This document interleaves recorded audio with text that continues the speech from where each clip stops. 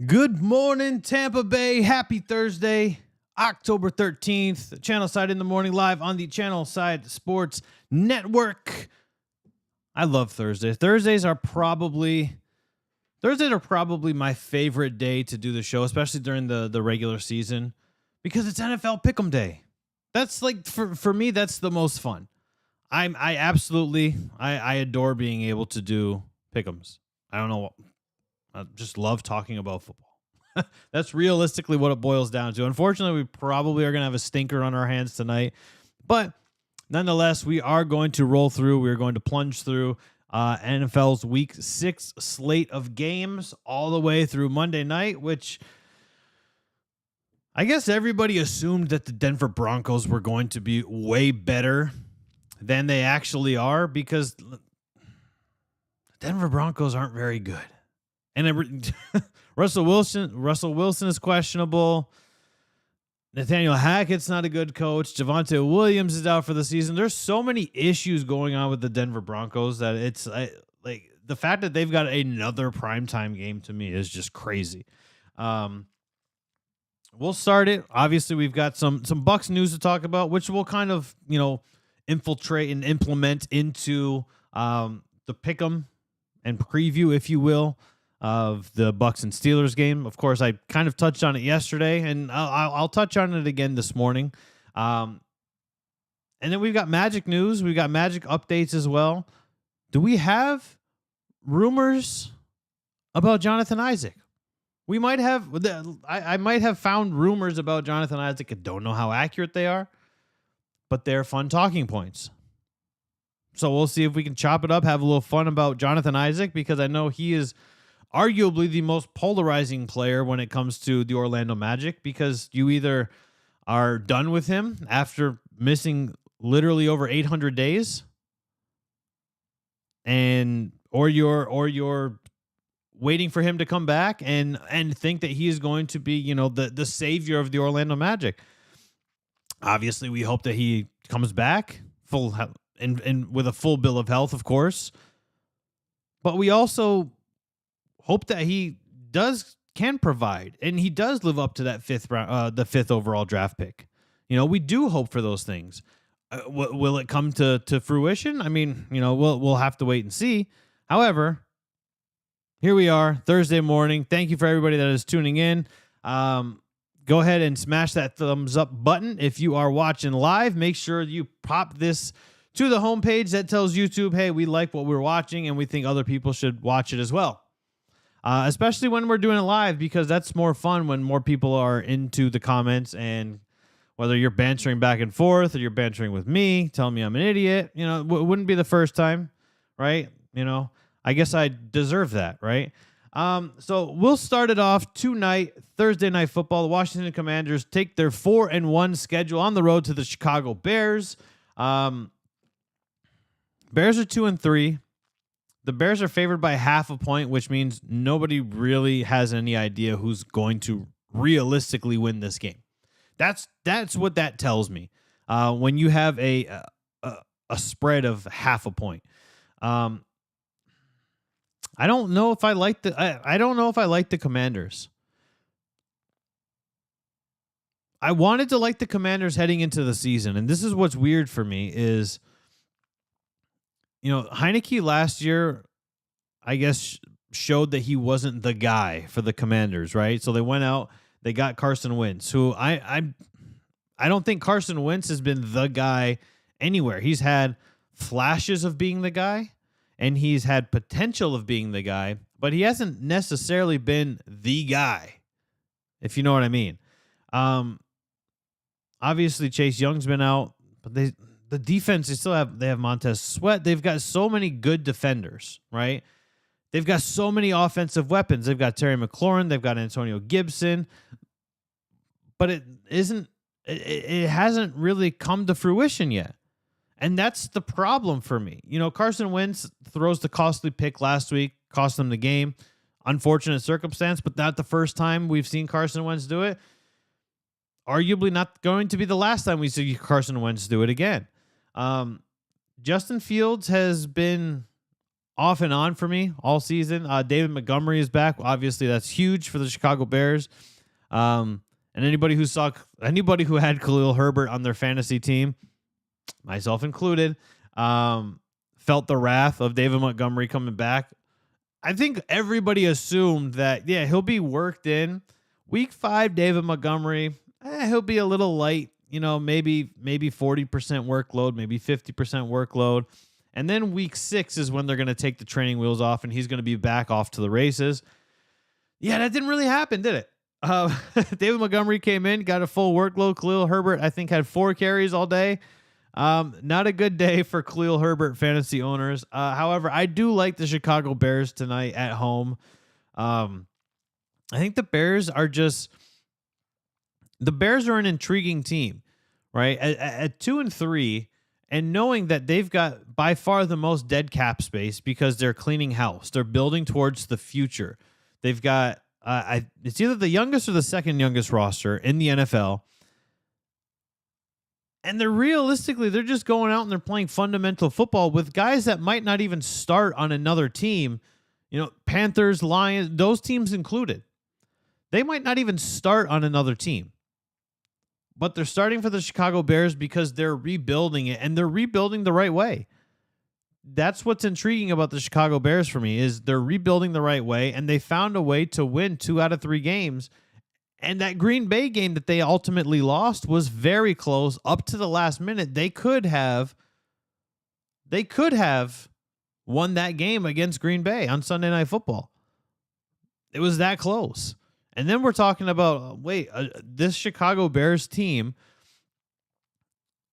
with a very low payroll, with a very high dead cap space, with no real superstars on this team. Obviously, they got rid of Akeem Hicks. He's down here in Tampa. They've still got Roquan Smith, but they don't have any true superstar on their team. David Montgomery is kind of emerging as a superstar running back. He's kind of emerging. Apparently, Siri didn't like what I was saying. He's emerging as a superstar, but he's not quite fully there yet, right? That's kind of where David Montgomery is. I think the jury is still trying to figure out Justin Fields. Is Darnell Mooney the number 1 wide receiver in Chicago, or can they get somebody better? Right? They have questions at their skill position players outside of running back, of course. Cole Kmet, he shows up and then he disappears, and then he shows up and disappears. Obviously, you want somebody that's going to be routinely in play. Somebody like a Hayden Hurst, right? That's kind of who you're looking for. Not even Tyler Higbee, because the Rams just force feed Cooper Kupp all day. Rightfully so, because Cooper Kupp is largely unstoppable. But yeah, the Chicago Bears don't necessarily have any true superstars. So it's they're fun to watch because it's like a ragtag group of guys just going out there and playing fundamental football. And that's how they're getting it done. On to the Sunday slate. We've got the 3-2 San Francisco 49ers heading over to the 2-3 Atlanta Falcons. The 49ers are favored by 5.5. And what's not to like about the San Francisco 49ers? I know, Jimmy G is up and down, and that's been the story of his career largely, is people like him, people dislike him. You like him one week, you dislike him another week. And that's, outside of a handful of quarterbacks over the years, that's kind of the story for a large portion of NFL quarterbacks for the majority of their career, realistically. Atlanta did shock me. They did surprise me against the Buccaneers on Sunday. Especially with their work on the ground without having Cordero Patterson there. That to me showed that, okay, the Atlanta Falcons have a serious running game. They were able to put up 150 yards against the Buccaneers without their number 1 running back. So I look at that and say, okay, well, Atlanta could get it done. Kyle Pitts didn't play.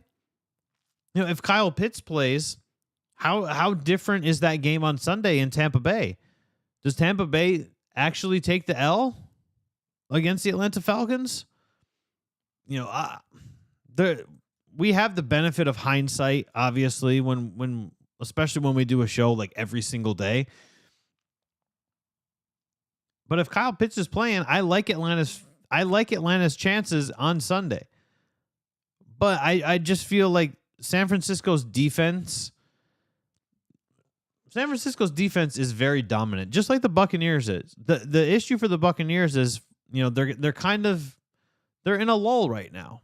And it happens to the best of the best. It really does. That's why it's so few and far between when you talk about like the greatest defenses of all time. You've got the monsters of the Midway. That was 85? I wasn't even born in 1985. You've got the 2000 Baltimore Ravens. You've got the 2002 Tampa Bay Buccaneers. Who else? Maybe I think it was like the 2015 Broncos when Peyton Manning won. The Broncos defense that year is still heralded as like a top 10, but it's so few and far between that you're like, it happens. Guys have a bad day at the office. That's where the Tampa Bay Buccaneers are right now. The 49ers are not having bad days at the office on the defensive side. I think that they go into Atlanta, they pick up the win. Atlanta falls to 2-4, and the 49ers move on 4-2. Deebo Samuel is just an absolute force to be reckoned with. The defense is playing at a high level. Maybe we start seeing George Kittle get utilized. We saw a lot of Cade Otton from the Buccaneers on Sunday. Maybe we start seeing George Kittle be more utilized coming off of that injury. Ever since he's come back, he hasn't realistically been used as George Kittle is used. He's kind of been an afterthought. Maybe Sunday is the day where we see George Kittle finally become utilized and finally get used in the San Francisco offense. The 2-3 New England Patriots are going to the 2-3 Cleveland Browns. Cleveland is favored by 2.5.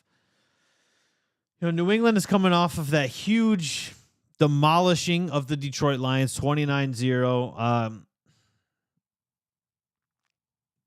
I'm not sure who I feel like I like New England in this.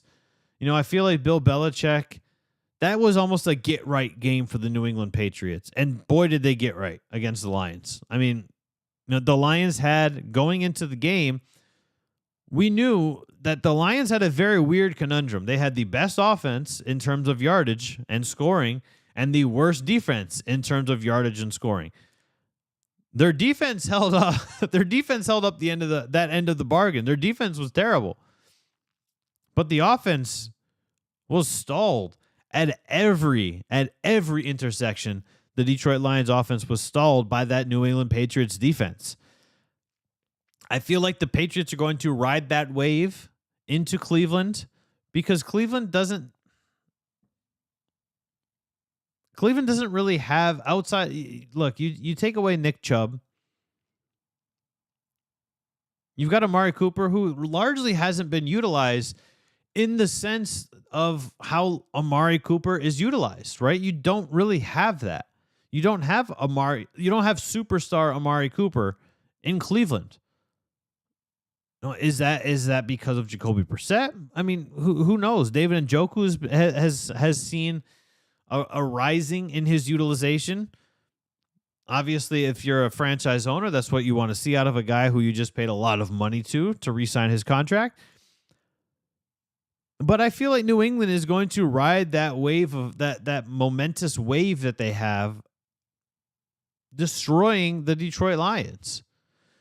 Are the Lions a team where you go, oh well, man, I can't. I'm so shocked that the Patriots destroyed the Lions. You're not shocked. You shouldn't be shocked. 29-0, you should be shocked. But the Patriots winning, you shouldn't be. So I like the Patriots heading into Cleveland, which brings us to the 3-2 New York Jets traveling to Lambeau Field to take on the 3-2 Green Bay Packers. The Packers are favored by 7.5. This is actually an intriguing game because I feel like the Jets are overachieving right now. The Jets are second in the NFL in explosive passing plays. They're second in the NFL, and nobody really saw that coming, right? The New York Jets are kind of a lot like the Chicago Bears, where who do the Jets realistically have, right? Like who on the Jets is like a must-see player? There's not really anybody that's there. It's just guys putting their heads down, following the game plan and getting to work. And they've got a winning record for it. I don't think anybody expected, even Jets fans, I don't think anybody expected the Jets to be 3-2 heading into the 6th week of the season. I don't think anybody expected that. The Green Bay Packers at 3-2, I guess, that's fair to say. We know that Matt LaFleur is a very good head coach. We know that Aaron Rodgers is one of the greatest quarterbacks that has ever played. We know that the dynamic duo of Aaron Jones and A.J. Dillon are very good in the backfield, but they still have nobody that's emerged as a wide receiver. Randall Cobb played very, very good. He looked like, Randall Cobb from 8 years ago against the Giants in London. But I don't think you can count on Randall Cobb at this stage in his career to have an offensive output like he had in London on a routine basis. Romeo Doubs has to step up. Obviously, Samuel Watkins is out. Alan Lazard has been kind of off and on coming back from that ankle injury. He needs to step it up. I like Green Bay overall because I like the Green Bay defense, and I think if you remove the Green Bay defense and the Jets defense, you're pitting Zach Wilson against Aaron Rodgers. That's kind of where you are. And I don't see a world where Zach Wilson can get one up on Aaron Rodgers, even with the lack of offensive weapons that Aaron Rodgers has in the passing game. So I like Green Bay in this. They are favored by 7.5, and it's hard for any team to go into Lambeau and pick up a win. It really is. Like we know that. That's always a storyline. That's always a talking point, especially when it gets late in the season. That's where people look at the games and go, "Oh, you're in Lambeau. Yeah. The weather's getting cold. Yeah, it's a 1 p.m. game, so weather's not really going to play a factor. It will be chilly, but I still like Green Bay in this. The 2-3 Jacksonville Jaguars are heading to the 2-1 Indianapolis Colts for an AFC South divisional matchup. The Colts are favored by 2.5. I still like the Jags. I still feel like the Jags have something brewing.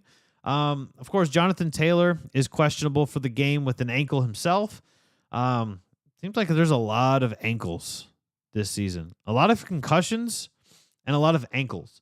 I still like the Jags, though. I feel like Trevor Lawrence was playing at a very high level until they went to Philly, and he played in a monsoon, and he just struggled to grip the ball. He had 4 fumbles, he had an interception. He had 2 picks last week. I feel like that really shook him when he went into Philadelphia and struggled to just hold on to the ball and had a lot of turnovers. And for a guy who's, for all intents and purposes, he's almost a rookie again, because Urban Meyer did nobody any favors while he was in Jacksonville. But for a guy who's still in his, the twilight, he's at the very beginning stage of his career. That's something that you have to mentally overcome. You have to realize, like, hey, I'm going to struggle at times. The Colts, I don't know what's going on with the Colts. The Colts were, outside of Carson Wentz poorly performing against the Jags in weeks, in their 17th game, week 18 last year, outside of Carson Wentz stalling 8 offensive drives by just poor reads, the Colts were a playoff team. You put in Matt Ryan, who for the longest time in Atlanta was a very good quarterback. If he has regressed at all, he went from very good to good Or if he regressed even worse, he went from very good to serviceable. But he's not quite there yet, And to me, it's really strange. I know they missed Michael Pittman for a couple of games. Obviously, they missed Jonathan Taylor last week. Jonathan Taylor also hasn't played the way that Jonathan Taylor played last season. That's a huge like talking point I've seen amongst a lot of fantasy players, especially. Jonathan Taylor was arguably the number one overall pick in a lot of leagues based off of his performance last year. And he hasn't lived up to that. He's like 20. Before he went out last week, he was 22nd overall in running backs. That's not where you want your number one overall fantasy pick to be. And if your player, and if your fantasy roster is struggling, that means that the player in real life is struggling as well, because he's just not racking up yards or catches and yards after catch or crossing the plane and scoring touchdowns. So Jonathan Taylor really realistically hasn't performed at that level. I like Jacksonville going into this. I like Jacksonville in a lot of their games this season. I think they are definitely building something special in Jacksonville. I think Doug Peterson is the right guy to coach this team, to bring this team to the next level. Obviously, if you're a fan of the Jags, you've got your reservations about Shad Khan as an owner. But hey, I like what Jacksonville is doing. I got Jacksonville going into Indy and coming out even up at 3-3. The 4-1 Minnesota Vikings are traveling down south to the 3-2 Miami Dolphins. The Vikings are favored by 3.5. We know Tua is out, right? I'm not sure about Teddy Bridgewater. I haven't checked the injury report yesterday for the Dolphins. We know Tyreek Hill is questionable. I just like what I think that the Minnesota Vikings really get the short end of the stick, and it really has to do with Kirk Cousins. It has to do with, if Kirk Cousins doesn't make $40 million a year, I don't think people have a problem with Kirk Cousins, right? If Kirk Cousins is in the $18 to $20 million a year range, I don't think people have a problem with Kirk Cousins. But you have to realize, over the last, I know I've talked about this before, but over the last 4 seasons, Kirk Cousins has finished top 6 in every statistical category. In every statistical quarterback metric, Kirk Cousins has finished in the top 6. But because he is paid so egregiously, that's why we are where we are with Kirk Cousins and people having, negative opinions on Kirk Cousins.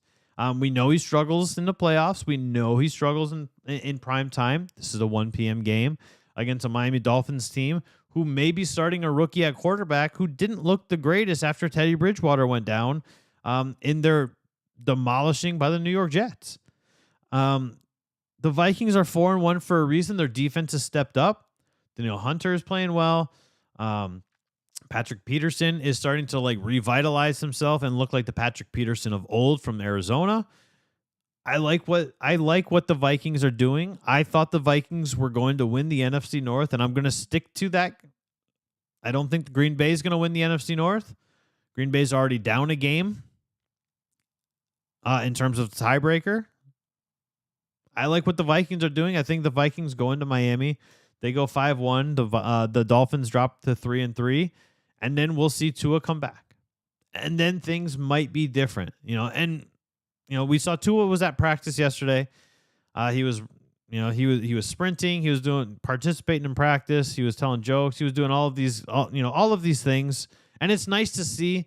Obviously we wish, I hope that if he's coming back for the right reasons. I hope he's it's such a weird topic to talk about because we've seen guys get concussions, especially I've tied these parallels before. If you're a professional wrestling fan, you've seen guys get concussions and get concussions to the point where Tua was falling down on Thursday Night Football. Could have been a back for all we know. I'm not a doctor. Chances are you're watching this, you're not a doctor as well, but it's like you look at that and go, okay, well, it looks like a head. It looks like it was a head injury. Like I've had like my knee buckle before, and you go down like that. I've had my back sore. My old career, I had to utilize my back all the time. I used to work in the beer industry. I had to use my back to pick up nearly 10,000 pounds every single day, 5 days a week. Maybe it was a back. But I'll tell you, the injury on Sunday where he postured tells you that it wasn't his back. And that's where I hope Tua is. I hope he's in the right frame of mind for when he does come back. And I hope he's able to, I don't know, fall differently. It's such a weird dynamic because these helmets were supposed to be better. These helmets were supposed to help other, these helmets were supposed to help prevent concussions even more. That's why the NFL is always changing the helmets and adding more padding, adding more protection. That's why they had the Guardian caps in training camp on certain skill position players, right? It's just it's honestly it's truly unfortunate, because regardless of the severity of Tua's concussion on Sunday, he still would have had a concussion if we even remove what happened the Thursday prior. Like, he still would have had that concussion. That's the issue for me, is that he still would have been concussed. He still would have had that problem. Would he have postured? Maybe not. Like, if you do research, you understand, like, posturing is from a severe brainstem injury, which usually is a correlation with multiple brain injuries. Who knows? The 2-3 Cincinnati Bengals heading to the 2-3 New Orleans Saints. The Bengals are favored by 2.5. I feel like the Bengals are kind of, I don't want to say in a Super Bowl hangover,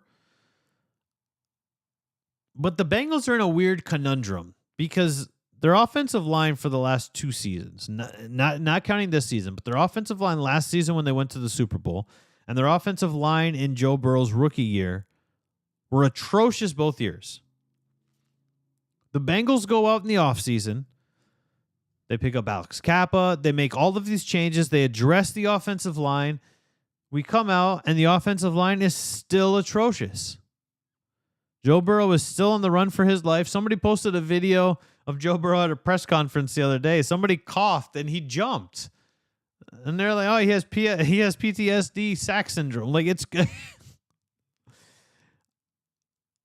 I like the Saints' defense, but the Saints haven't, I guess it depends on if Jameis Winston is starting, which is crazy to say, but Jameis Winston has a better camaraderie with his offense than Andy Dalton does.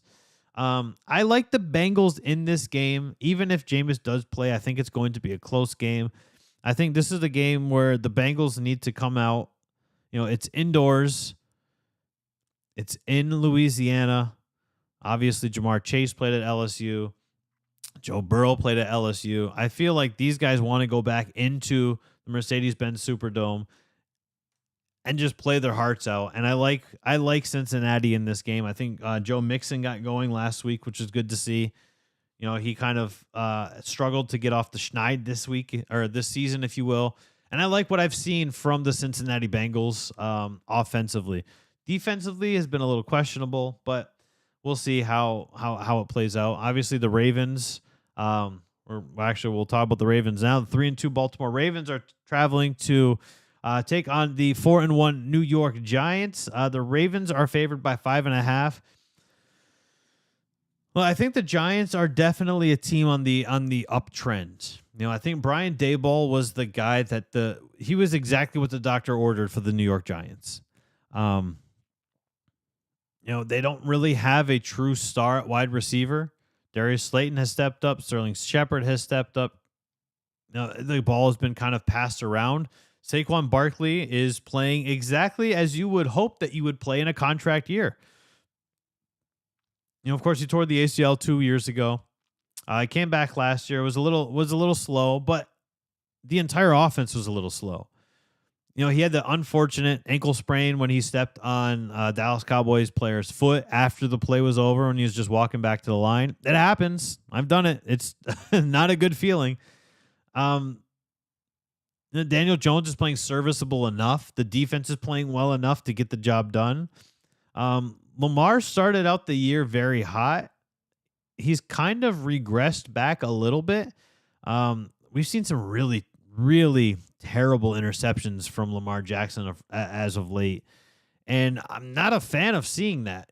J.K. Dobbins is coming back. He's getting more utilization in the offense, coming off of missing all of last season. Gus Edwards, I think he's still out this week, but he will be coming back.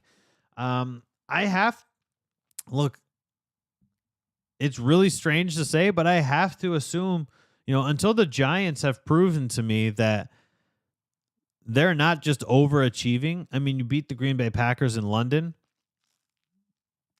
The Giants are 4-1 for a reason. Until they can prove to me that they are not the team to beat in the NFC East, I'm going to roll with the Giants. I'm not sold on the Ravens. 1 week Duvernay steps up. The next week Bateman steps up. Like, they don't have a true, outside of Mark Andrews, Lamar Jackson does not have a true pass catching target. And that's unfortunate for him, especially since he's bet on himself. Like I said, he started off the season on an absolute tear. I mean, it was ridiculous how well Lamar Jackson started out. Everybody was going, wow, Lamar Jackson bet on himself, and he's going straight to the bank. Well, he's kind of come back down to reality, as everybody needs to do. But I like the Giants in this one. Our Tampa Bay Buccaneers take their 3-2 record on the road to the reeling 1-4 Pittsburgh Steelers. The Bucs are favored by 9.5. I talked on it yesterday. I'll have an article published on it today as well. I think this is a very dangerous game for the Buccaneers. And it's a very dangerous game because the Pittsburgh Steelers are not a true 1-4 team. I don't think they're better than their record states. I think Mike Tomlin is a hell of a better coach than a 1-4 head coach. I'm not a fan of Matt Canada. I'm not a fan of his offense. I think his offense has looked bad every year he's been in Pittsburgh. But I'm not, and it pains me to say this, but I'm not entirely sold on where the Buccaneers currently are. Yeah, 3-2 is a winning record. I'm aware of that. Tom Brady is now third in the league in passing. I'm aware of that. The Bucs are sixth overall in defense. And while they have these good, in areas, they have these very bright, shining moments, I'm not entirely sold on what I'm seeing from the Buccaneers yet. I wanted to see the Tampa Bay Buccaneers go into Sunday's game and win 29-0 over the Atlanta Falcons like the Patriots did, or blow them out like the Jets did to the Dolphins. I wanted to see that, but we didn't see that. Instead, we saw a 6-point game, a 21-5 game in which the Bucs had several opportunities on third down to where they kind of stalled out on offense. Leonard Fournette had a 14-yard carry to start the game. We thought Leonard Fournette was going to get going. We thought the offense was going to focus on the run. And then they kind of reeled it back in again. Leonard Fournette had 28 yards rushing up until late in the game where he had another 14-yard run. And, he ended up finishing, what did Leonard Fournette finish with? 56 yards on 14 carries. I know he averaged 4.0 yards per game. I understand that. That was his average for the game, was 4.0 yards per carry. And that's a good number. Everybody always says you want to be around 5, but the true superstars behind a good offensive line, those are the guys that get 5 yards per carry. I'm not saying Leonard Fournette's not a superstar, but we know the offensive line has struggled. Julio Jones missed practice yesterday with a knee. Russell Gage missed practice yesterday with an ankle. Brashad Perryman was a full participant. Chris Godwin was limited with a hip and a knee. And there's the Buccaneers will obviously still have, they're going to get theirs. Tom Brady is going to find a way, right? That's the luxury you have when you've got a guy like Tom Brady, when you've got a guy like Mike Evans, when you've got an emerging Cade Otton. Cameron Braid is back at practice now after missing last week's game with a concussion. You've got the luxury of having two of the best players in their position in Mike Evans and Tom Brady. You have the luxury of having them on your team. They're going to find a way. They're going to figure it out. But this is, to me, is a scary game for the Buccaneers because you don't want them to overlook the 1-4 Pittsburgh Steelers, who have a very solid defensive line. That's the issue for the Buccaneers, is how good the Pittsburgh Steelers defensive line is, because we know that our offensive line has struggled. That's where I'm concerned. I still have the Bucs picking up the win, but I need to see more out of the Buccaneers in terms of just putting together a complete game. I don't think we've seen a complete game from the Buccaneers yet. And of course, what I mean by complete game is where the defense plays well and the offense plays well. We haven't seen that yet. We've seen one or the other. We've seen the defense plays decent, the offense plays decent, but we haven't seen both of them play well in the same game through all 5 games this season. It's a 3-2, but it's an ugly 3-2. We thought that after the first 2 weeks, okay, the Buccaneers defense is going to absolutely dominate. They held off the Packers pretty well. They only allowed 14 points to Aaron Rodgers and the guys, but then the wheels fell off, right? Then the Chiefs came in. And we knew that these 4 games were going to be so incredibly difficult for the Bucs. We knew how difficult they were going to be. But here we are, 3-2. Like I said, you're number 1 in your division. There's no way that the NFC South runs through any other city other than Tampa Bay. There's no way that happens. The Bucs are still going to win their division, but I just want to see them seize the opportunity. I want to see them seize the moment and really take care of business against teams like the Falcons, against teams like the Steelers, against teams like the Seahawks when they go to Munich. I think the Seahawks are overachieving right now. Geno Smith is playing out of his mind. Nobody expected Geno Smith to play the way he's playing right now. So I need to see the Buccaneers really take over and control the games against these teams that they should just be annihilating, especially when you look at it on paper. So I like the Bucs going to Pittsburgh, getting the win. I'm just very cautious. I'm cautiously optimistic. 4-2 as the Bucs head to Carolina next week. Excuse me. The 1-4 Carolina Panthers. 1-4 Carolina Panthers head to the 2-3 Los Angeles Rams. The Rams are favored by 10.5. Baker Mayfield is going to be out for a while. We know that. Sam Darnold, I believe, is taken back over at quarterback. I think Sam Darnold has a lot to prove. I think anybody who's taking over for Baker Mayfield has a lot to prove because Baker came into Carolina. We knew that Baker was largely going to be QB1 in Carolina. I don't think there was ever truly a battle. Matt Rule was relieved of his duties, and I don't think that he was the right guy for the job. Matt Rule is a fantastic college coach, but how many times have we seen great college coaches come to the NFL and it just doesn't pan out? Pete Carroll's an exception. Pete Carroll's been in Seattle for a very long time. He was very successful at USC. Chip Kelly comes to mind. Didn't really work out. Nick Saban, one of the greatest college coaches of all time, didn't really work out in Miami. And it happens. Sometimes the game is totally different. That's why you see so many guys when they get drafted especially high draft picks, especially when you see like guys get taken in the first round that don't necessarily always pan out. The game, just because you're good at what you do in college does not mean you're going to be good at the next level. It does not always work that way. It doesn't work to the point where you're going where, hey, I'm great in college, I'm definitely going to be great in the next level. I talk about that a lot with now that the NIL is a thing. I find it great that college kids are able to make money off of their name, image, and likeness. I find that absolutely great because the NCAA makes money hand over fist off of these players. And I'm on the side of the fence that says I don't believe that these schools really care if these guys are getting a good education or not. I don't believe that they care if they're getting a good education. That's my personal belief of it. I think that college programs care about W's, they care about trophies, and they care about getting nationally broadcasted to get advertising rights. I don't think they care, if a guy's going back to school.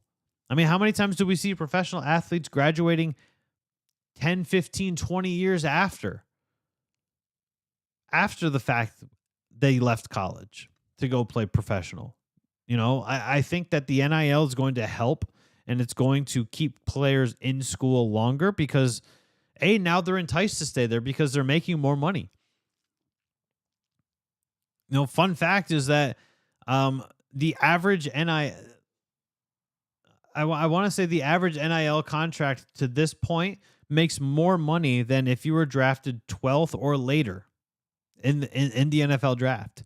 If you're a top 10, top 11 pick, you're going to make more money. But if you're going 12 or later, you've got better chances of staying in school and making more money, which I think is going to entice these kids to stay in school longer. So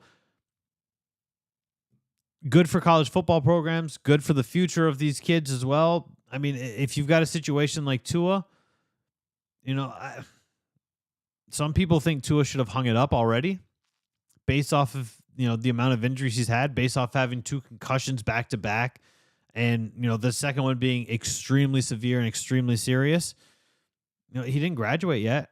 You know what I mean? So, like, if you look at that, that's where I'm at. I'm on the in terms of the NIL and kids staying in school. I know I kind of got off on a little sidebar there, but that's how I feel. Matt Rule is the reason. I'm going to blame Matt Rule for this. That's why we went off on that sidebar. That's why we went off on that rant there.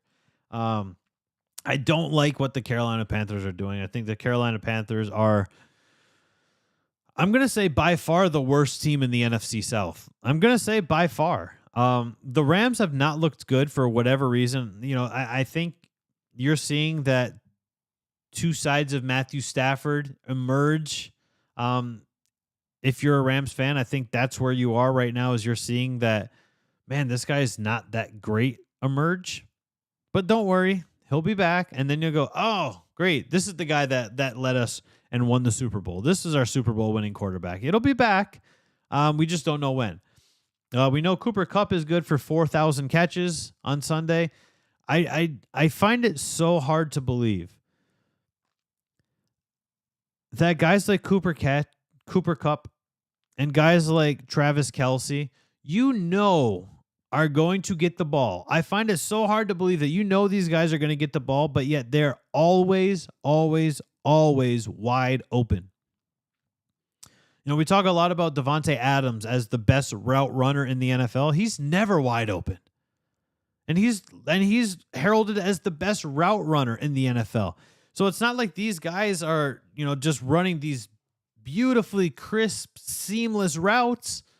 They're just always wide open. I don't understand how that happens. I think the Rams get right in this. I think they hold down at SoFi. They hold the home field advantage. They're favored by 10.5 for a reason. And you have to believe that they're going to get it right at some point. They're just too good of a team to be sitting a game under 500. I like what the Rams are doing. So I'm going Rams in this game. The 2-3 Arizona Cardinals traveling to the 2-3 Seattle Seahawks. This might be, to me, even though the Cardinals are favored by 3.5, one of the most uninteresting games of the week, because I was high on the Arizona Cardinals last week, man. or last season. I liked what the Cardinals were doing on defense.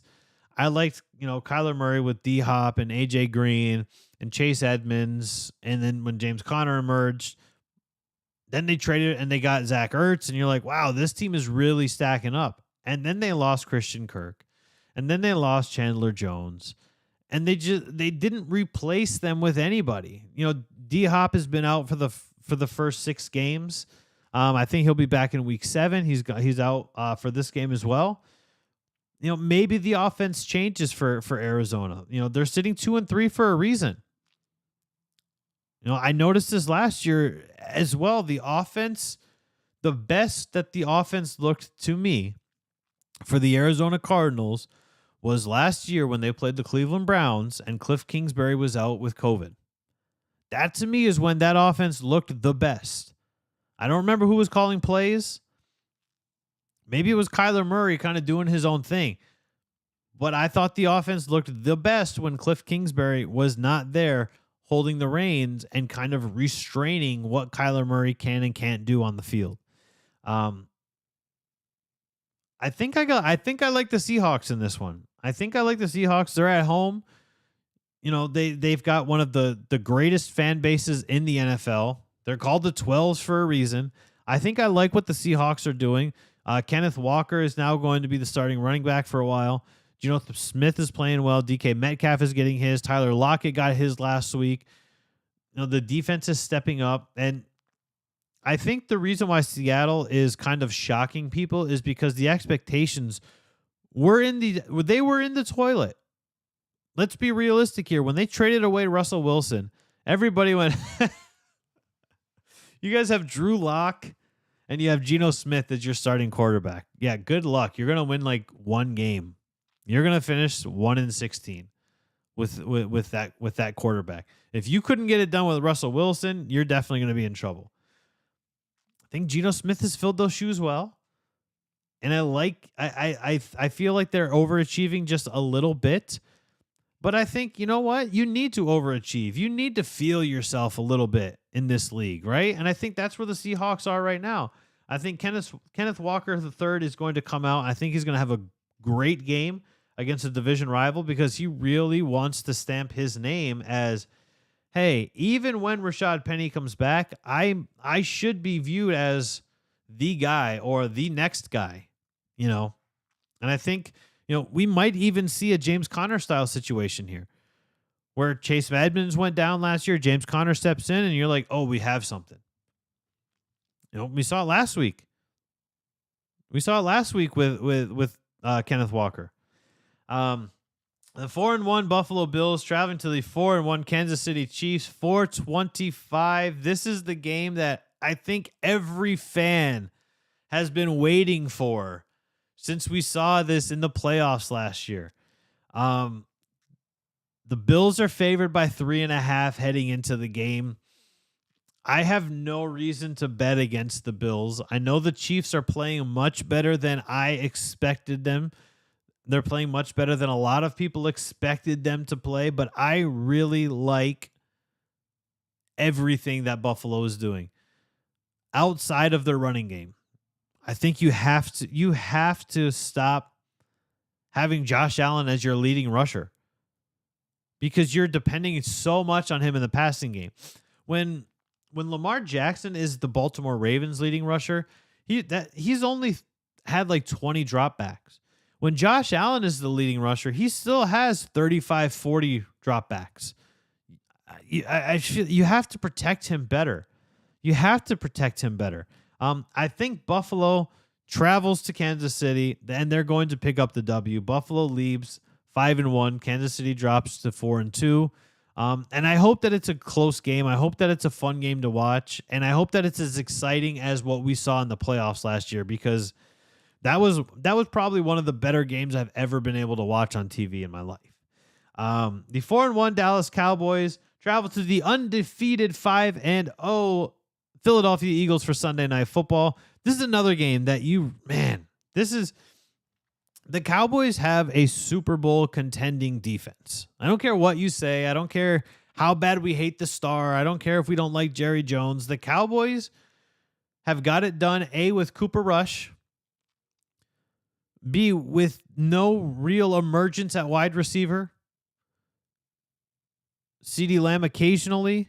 They haven't had Michael Gallup yet. Like, they haven't had a full arsenal on offense yet. Of course, Dak Prescott is still out. They still have questions about his finger. But Dallas has been getting it done. They're 4-1 for a reason. They're not 4-1 based off of luck, right? Their first loss in the season against the Bucs, they looked really bad. But the Bucs defense also looked very, very dominant.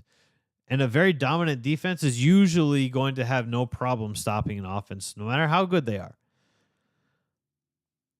I'm still on the Eagles. I have no reason to believe that the Eagles are not going to find a way. You know, Arizona had the lead on them last week, and Philadelphia figured it out. They came back. They remained undefeated. Divisional games, as we know, are always very difficult. They're always very difficult to call. They're always very difficult, to game plan for. The Eagles are favored by 6.5 for a reason. I think the Eagles just have too much, right? You've got Jalen Hurts, who can throw the ball. You've got Jalen Hurts, who can run the ball. You've got Miles Sanders, who can run the ball. And then you've got A.J. Brown. And then you've got Devontae Smith. And you've got Dallas Goedert. And you've got a fantastic defense. You've got an incredible defense in Philadelphia. And I don't see any reason that you would bet against Philadelphia outside of being a Cowboys fan. That's the only reason I think that you realistically say, yeah, I think the Cowboys are going to knock off the Eagles, is because you're a Cowboy fan. And that's fine to believe in your team. But I think the Eagles get it done on Sunday night, and they remain undefeated. Which brings us to Monday night. Again, how the Broncos are still, and I get you can't flex. You can't flex like Monday games. You can't do that. And we're also not at the point of the season where we're actually flexing schedules yet anyway. But the 2-3 Denver Broncos are traveling to the 3-2 Los Angeles Chargers. Again, the Broncos are, Russell Wilson is questionable. Javonte Williams is out. Nathaniel Hackett has shown us time and time again that he was a product of Aaron Rodgers and Devontae Adams, and he has not really found any footing as a head coach.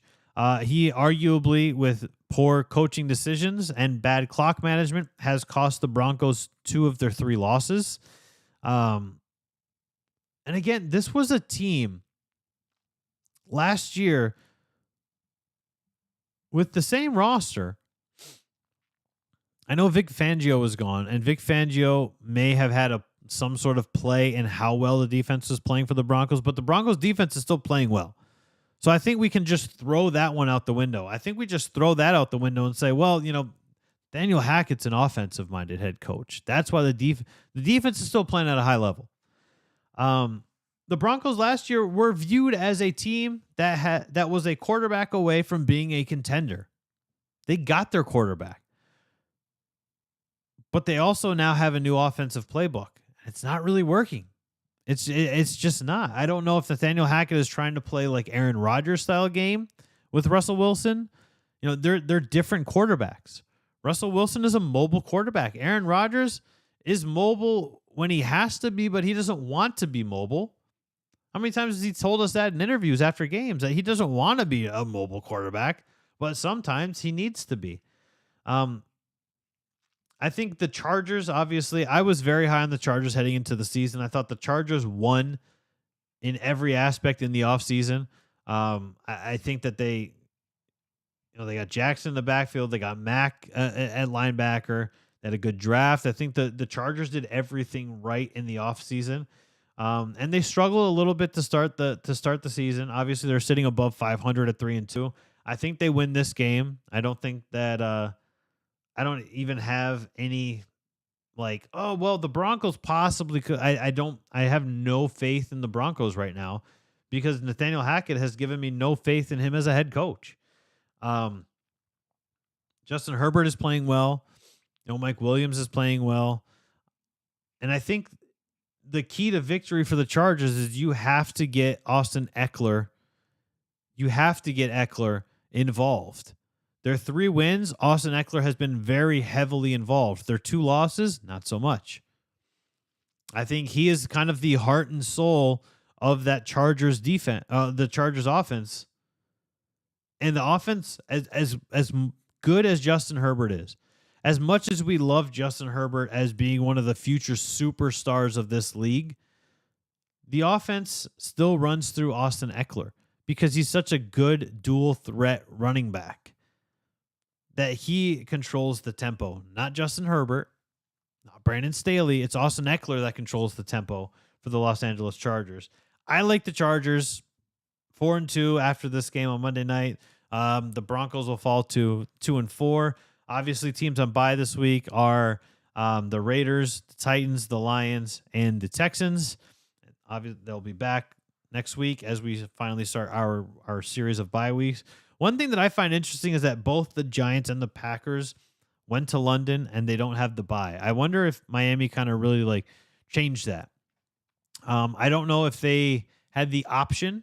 The Dolphins last year made this the scenario, a talking point or famous, if you will.